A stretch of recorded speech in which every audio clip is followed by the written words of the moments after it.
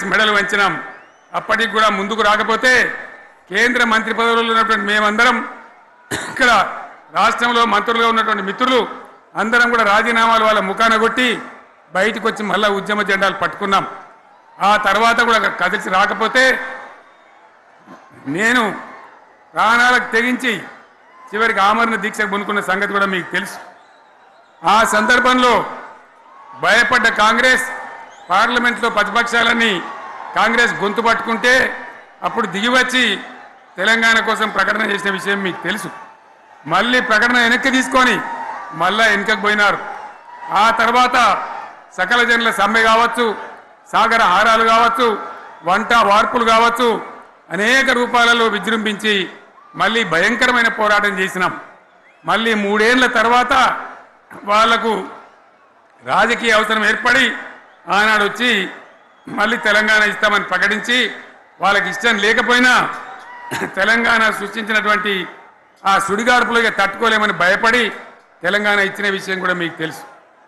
తదనంతరం ప్రజలు మనకు అధికారం ఇచ్చినారు. దాన్ని మనం ఏదో అధికారం అనుభవించడానికి తీసుకోలే, బాధ్యతగా తీసుకున్నాం.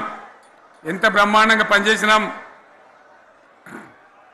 రాష్ట్రాన్ని మన చేతిలో పెడితే ఎక్కడున్న తెలంగాణను ఎక్కడ తీసుకొని పోయినాం.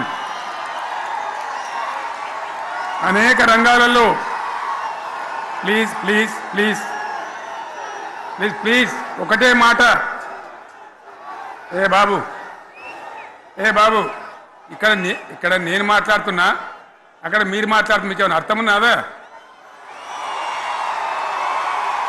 ఏది అర్థం కావాలి ప్రజలకు? ఏం పని లేదావా? ఇదేం పద్ధతి? మీరు పార్టీ కార్యకర్తలేనా? సైలెన్స్ ఉండండి. అంతమంది అన్ని లక్షల మంది మీరు 10 మంది ఏందా ఇక్కడ? 10 నిమిషాలు సైలెంట్గా ఉండలేరా? చివరిలో బాగా చెప్తాం, స్లోగా అద్భుతంగా దుంకుదాం, స్టేజ్ ఎత్తు దుంకుదాం. మీరు బాధ్యత చూడాల్సింది ఏంటంటే మీరు అరవడం బంద్ చేయండి. ఇంతమంది ఉన్నారు, ఏం సీఎం పని లేదా నీకు? మళ్ళీ అందరు ఇళ్ళకి చేరుకోవద్దా? క్షేమంగా పోవద్దా? ఎక్కడెక్కడి నుంచో దూరం నుంచి ఎక్కిన వాళ్ళు ఉన్నారు. 10 నిమిషాలు మీరు సైలెంట్గా ఉండండి. ముందరున్న వాళ్ళు 10 ఏళ్ళ బీఆర్ఎస్ పాలనలో ఎక్కడున్న తెలంగాణ ఎక్కడికి పోయింది? ఎన్ని రంగాలలో ఎన్ని అవార్డులు వచ్చినాయి? ఎన్ని అద్భుతమైన పనులు చేసి చూపెట్టినాం. తెలంగాణ అంటే ఒకప్పుడు వెనుకబడ్డ ప్రాంతం, ఎగతాళి చేయబడ్డ ప్రాంతం, పనికిమాలిన ప్రాంతం అనే పేరు పెట్టిన ప్రాంతం. కానీ ఎన్ని రంగాలు, తలసరి ఆదాయాన్ని బ్రహ్మాండంగా పెంచినాం. 90,000 ఉన్న తలసరి ఆదాయాన్ని 3.5 లక్షల పైచీలకు పెంచుకున్నాం. జిఎస్డిపిని దేశంలో నంబర్ 1 స్థానానికి తీసుకెళ్ళినాం. తెలంగాణలో బ్రహ్మాండంగా పెండింగ్ ప్రాజెక్టులన్నీ కూడా కంప్లీట్ చేసుకున్నాం. కల్వకుర్తి కావచ్చు, నెట్టెంపాడు కావచ్చు, భీమా కావచ్చు, ఎల్లంపల్లి కావచ్చు, మిడిమానేరు కావచ్చు, అక్కడ మేఘాల మీద పనిచేసి దాన్ని అంతా కూడా కంప్లీట్ చేసి ఒక్క పాలమూరు జిల్లాలోనే 10 లక్షల ఎకరాలకు సాగునీళ్ళు ఇచ్చుకున్నాం. బ్రహ్మాండమైనటువంటి ఇరిగేషన్ ప్రాజెక్టు కంప్లీట్ చేసుకున్నాం. 3.5 లక్షల టన్నుల వడ్లు పండించే స్థాయికి తెలంగాణను తీసుకొని పోయినాం. వరంగల్ గడ్డ కోసం, ఇదే జిల్లా కోసం పెండింగ్లో ఉన్న దేవాదుల ప్రాజెక్టును కంప్లీట్ చేసి ఈ గడ్డకు నీళ్లు తెచ్చుకున్నాం. 3 ఏళ్లలో కాళేశ్వరం ప్రాజెక్టు కట్టుకున్నాం. వాగుల మీద, వంకల మీద చెక్ డ్యాములు కట్టుకున్నాం. మిషన్ కాకతీయ పేరు మీద చెరువులన్నిటి పూడికలు తీసుకున్నాం. ఒక అద్భుతమైన తెలంగాణను తయారు చేసుకున్నాం. పడావు భూములన్నీ పంట పొలాలుగా మార్చుకున్నాం.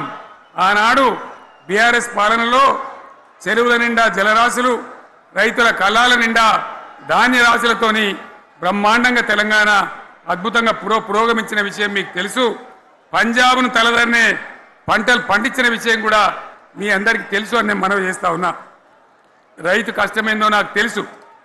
నేను స్వయంగా రైతును కాబట్టి రైతాంగాన్ని కడుపులో పెట్టి చూసుకున్నాం.